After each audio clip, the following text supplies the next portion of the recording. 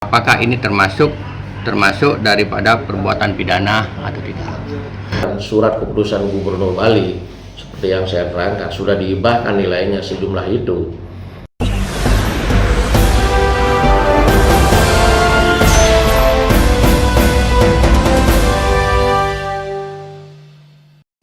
Kepala Dinas PMA Pemajuan Masyarakat Adat Provinsi Bali, I Gusti Agung Ketut Kartika Jaya Saputra, hadir sebagai saksi ahli di persidangan Tipikor Denpasar dalam perkara dugaan korupsi di LPD Anturan yang dilakukan oleh terdakwa NAW. Ketua LPD Anturan, Buleleng Bali, Rabu 15 Maret 2023, pukul 12.30 WITA. Kehadiran Kadis PMA dalam sidang tersebut menyampaikan bagaimana kedudukan LPD di dalam desa adat, serta status uang yang telah dihibahkan kepada desa adat yang kemudian disalurkan ke LPD untuk dikelola. Dalam persidangan, Kadis PMA Provinsi Bali menjelaskan, Dinas PMA merupakan organisasi perangkat daerah yang baru dibentuk berdasarkan payung hukum Perda 4 tahun 2019 dan masih berproses. Ia berharap ke depannya dengan hadirnya Dinas PMA, desa adat di Bali semakin kuat karena di dalam desa adat ada seni, adat, dan budaya. Selain itu, dalam persidangan, Gusti Agung Ketut Kartika di hadapan majelis hakim secara tegas mengatakan bahwa uang yang telah dihibahkan kepada LPD Anturan atau LPD lainnya sudah menjadi desa adat, bukan lagi milik pemerintah. Untuk mengetahui bagaimana hasil sidang, berikut mari kita simak keterangan dari penasihat hukum terdakwa dan keterangan dari Kejaksaan Negeri Buleleng. Dalam peraturan keuangan negara di pasal 3 disebutkan bahwa keuangan negara itu termasuk suatu lembaga yang diberikan kewenangan untuk mengelola uang masyarakat. Jadi uangnya itu adalah termasuk uang yang negara. Nah, dalam hal ini LPD modal awalnya adalah bantuan dari negara dan kemudian dia diberikan kewenangan berdasarkan putusan gubernur untuk mengelola uang masyarakat. Nah, di sanalah akan bedanya bahwa uang LPD termasuk dalam ranah keuangan negara, dan juga sebagaimana yang dijelaskan oleh ahli yang dihadirkan oleh jaksa penuntut umum pada persidangan sebelumnya itu. Dan yang kedua terkait dengan pendapat dari ahli yang meringankan dari terdakwa terkait dengan hasil audit inspektorat.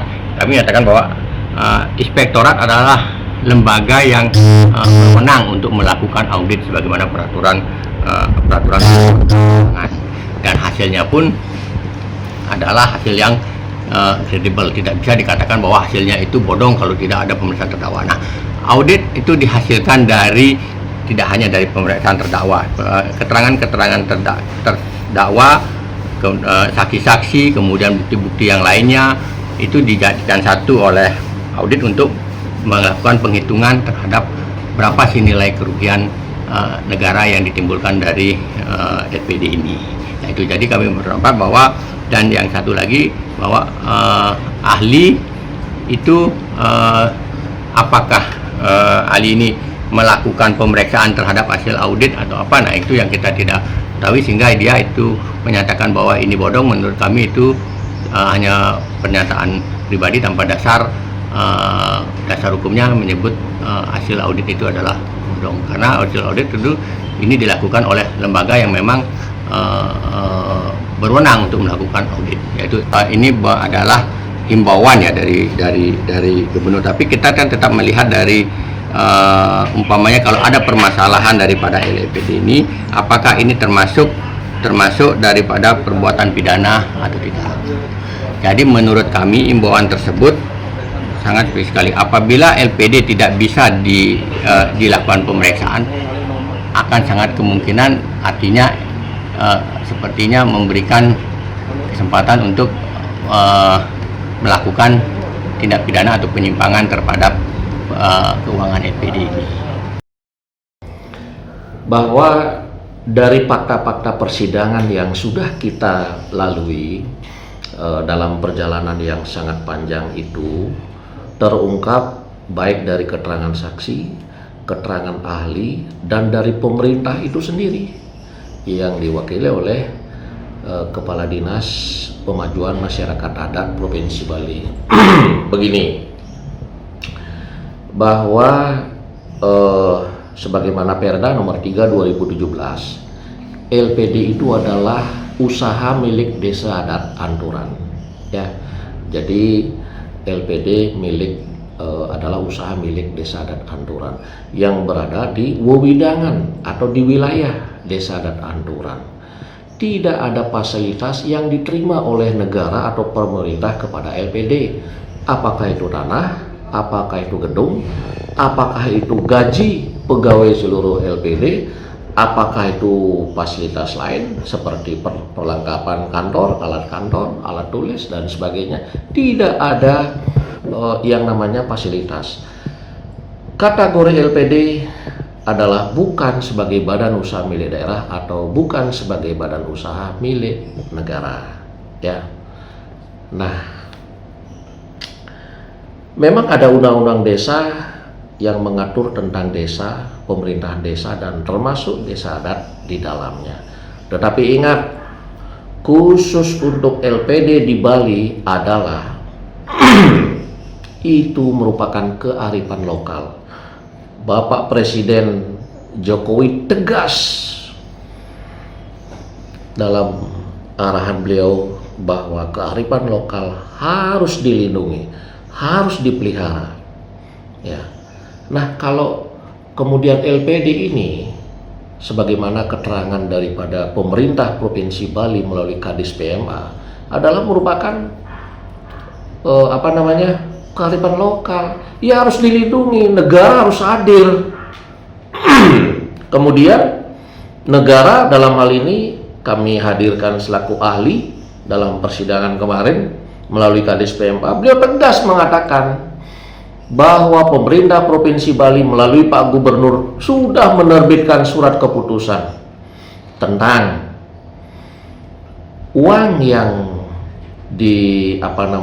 modal awal LPD tahun 90 sejumlah 2 juta, kemudian dari pemerintah Kabupaten Buleleng 2,5 juta, dan berupa alat inventaris 700.000 sekian, itu per 2 Agustus 2022 sudah dihibahkan kepada desa adat, sehingga tidak ada lagi catatan penyertaan modal dari pemerintah tercatat di neraca LPD. Artinya sudah clear, sudah tidak ada uang negara di LPD.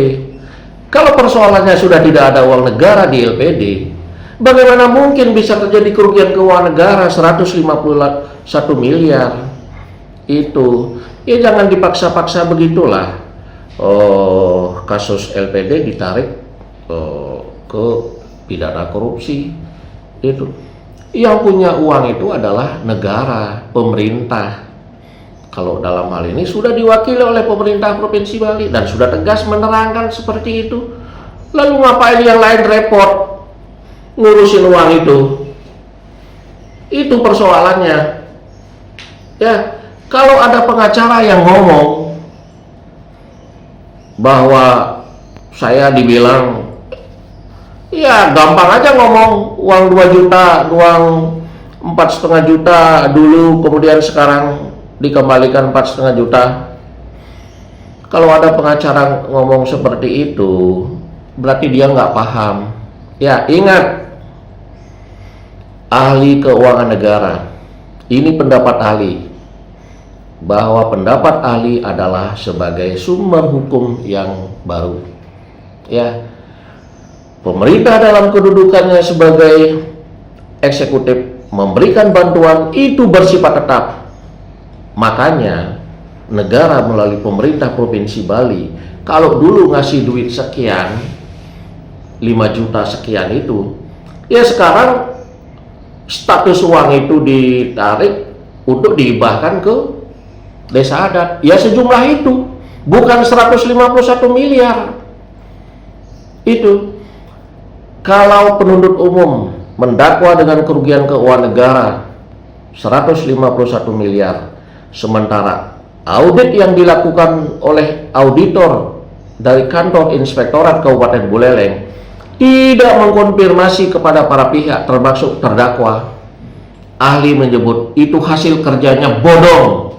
Kenapa disebut bodong? Karena tidak sesuai SOP, hanya mencatat angka-angka yang didapatkan dari yang diserahkan oleh jaksa pemeriksa waktu itu, penyidik. Sumber data kan dari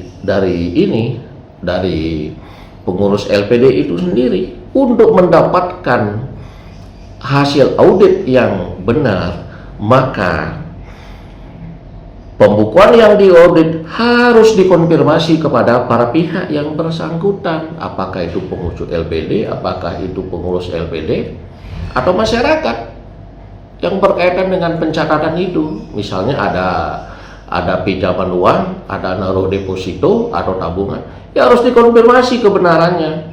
Kalau hanya dicatat-catat berdasarkan apalagi menjiplak dari hasil audit orang lain, ya itu namanya amatir, hasil kerja yang bodong. Persoalannya terhadap hasil kerja yang bodong, apa bisa digunakan sebagai alat bukti untuk menentukan nasib orang? Ya nggak bisa. Ya, jadi harusnya persoalan ini sudah clear bahwa ini adalah bukan pidana korupsi, karena masalahnya jujur saja yang punya uang itu kan negara. Pemerintah Provinsi Bali itu adalah kan negara. Ya, yang ngasih duit dulu itu kan pemerintah Provinsi Bali.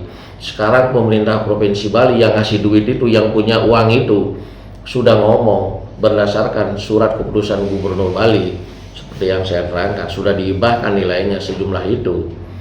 Lalu apalagi ke orang lain repot sih, gitu kan, kita bisa ngomong seperti itu.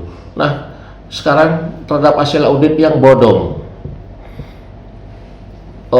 modal awal pemerintah 5.200.000. Kalau sekarang dikatakan kerugian keuangan negara 151 miliar berdasarkan hasil audit inspektorat, dia paham nggak undang-undang tentang perbendaharaan negara dan undang-undang tentang BPK? Itu kan tegas mengatur kerugian negara harus dihitung nyata dan pasti. Persoalannya, kalau itu hanya uang 5.200.000, bagaimana bisa mungkin terjadi kerugian keuangan negara sekarang ini 151 miliar?